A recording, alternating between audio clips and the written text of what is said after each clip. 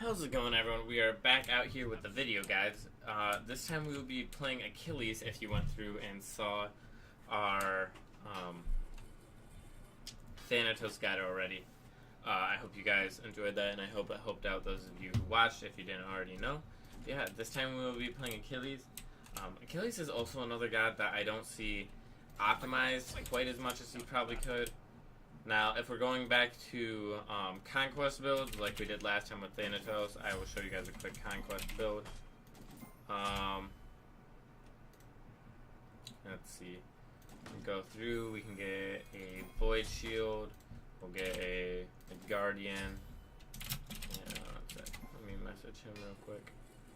And what's another good item? Something like Mantle. So this would be a...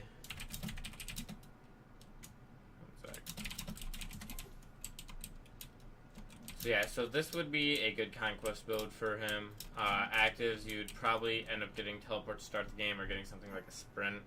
And then maybe Thorns later in the game, maybe Blink, maybe Shell.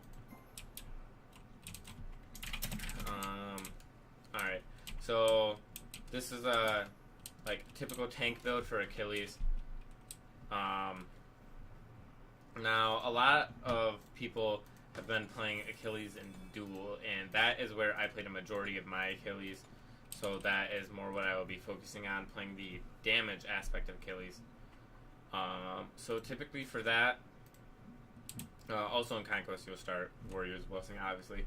Typically in duel, I like to start Attacker's Blessing, and then you would rush a Crusher.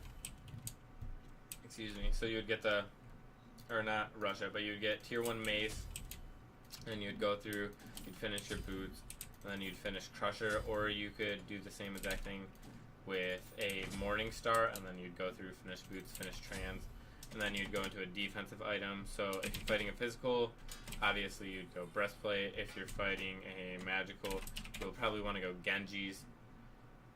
So let's say we're fighting a magical, we'll pick up the Genji's here. Now cooldown's good on Achilles, but it's not the most necessary thing, so compared to something like a Loki here, you probably wouldn't want to go Jotuns. I like to build Hydras on him, because auto-canceling on Achilles is actually very good. So you'd build something like this, and then you could get Brawlers for the anti-heal you need, and then you go to the end game and you buy a Pestilence, or you buy a Bulwark set, let's say. So I'll quickly go through. We're not going to worry about stacks on Transcendence. We are going to go hit level 3 though. So this is why I like to buy the Hydras on Achilles.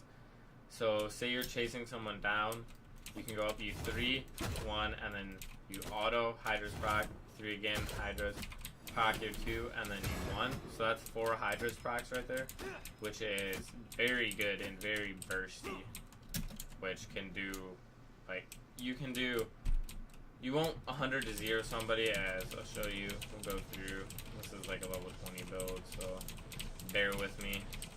We're gonna hit level 20 and then we'll go over and fight this Ra. Yeah, so this is, that is how you would most likely build him against magicals. Alright, I already messed up the auto cancel, but alright, I guess I might be mistaken. You might be able to 100 and 0 them. So we'll wait a sec for cooldowns and we'll go back in and see if I can properly do this then. So 3, auto, 3, auto, 2, auto, 1, and then it would be another auto, and if they're low enough, you can ult for the execute, obviously. Yeah. I definitely messed up some auto cancels there. Alright, so we'll go through and show that. For Achilles, you would typically max the 1 first and then the 3. Some people, like, you can max the 2 for the healing. In duel, I like to max the 3 for the damage. I don't put any points into the ultimate. It doesn't increase execute threshold. You don't worry about the damage most of the time.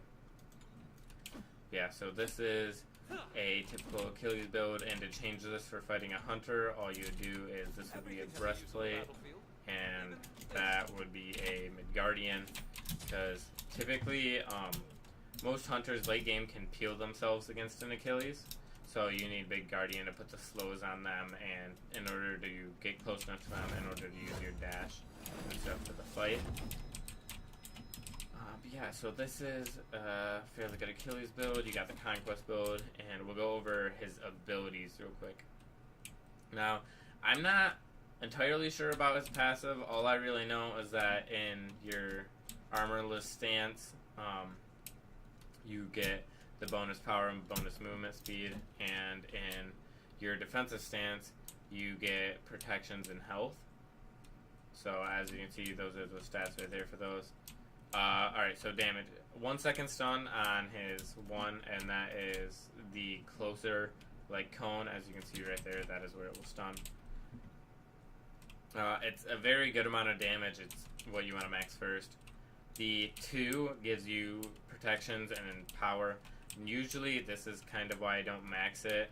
The heal per ability isn't like the most, like, I don't know what the word I'm looking for is. Like, it's not the most prudent thing. Like, you're not like, oh my god, I can heal off a third minion now. It's going to change the entire fight, which is why I typically max the 3 first. But it's a good heal. It works out well for just standing in lane. I didn't know it gave crowd control reduction, so I'll have to keep that in mind myself. And yeah, so then for those of you who didn't know, the 3, if you hit him with the first dash, then you get a second dash, and this can, like, you can wait a very, very long time before you use that second dash. I don't know if there really is a cooldown on it, but as you can see, right there, right above my abilities bar, there's still the ability to dash again. So I think this might just be infinite, or does it say? Yeah, no, you can use it once more before it goes on cooldown, so it won't ever start the cooldown unless you use that a third time. This doesn't work if you don't hit an enemy god. So if you go through, we'll get our cooldown back real quick, and just go over here to movement speed. So if you hit a jungle camp like that, it won't give you the cooldown. Yeah, and then we'll go through, and even if somebody's not inside your execute range for your ult, let's get the cooldown real quick, and I will show you. If it still kills them, you do get your ultimate back. So you can see here it does like 800 damage. So we'll get this Ra kind of low.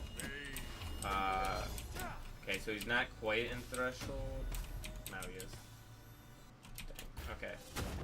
So we'll retry this. Don't want him to be quite in threshold. Okay, so he's not quite there. Let's see if this kills him. Not quite. Okay, that's unfortunate. Here. We can go be a lower level, and I will show you what I mean. Because we'll take away some of this guy's health. Oh, that just put us back to level 1, that's why. Alright, there we go. So we got our ultimate now. Let's go get our cooldowns back. And yeah, so now this should be a lot easier to do against him. But, so like I was saying, if you kill them, even though they're not in threshold, you will get your ultimate back. You will be able to use it again. So like this, he's not in threshold. Killed him. You still keep the ultimate. You can cancel it and use your kit again if it comes up. So we will do that. We have our dash back up.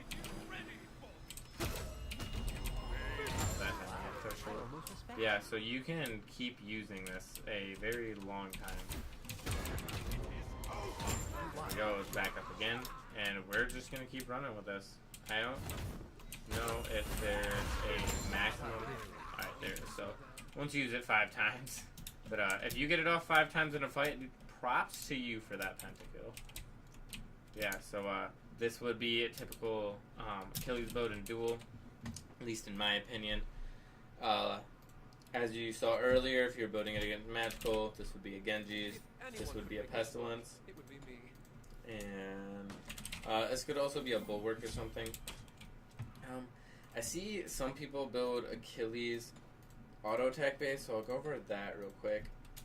I don't do it very often, but when you do, you wanna Like, there are some people who go one defensive item with it, and I don't think that's what you want to do. I think this is what you want to do. You want to be gross, and you want to go that Frost Talus, and you want to go a build like this.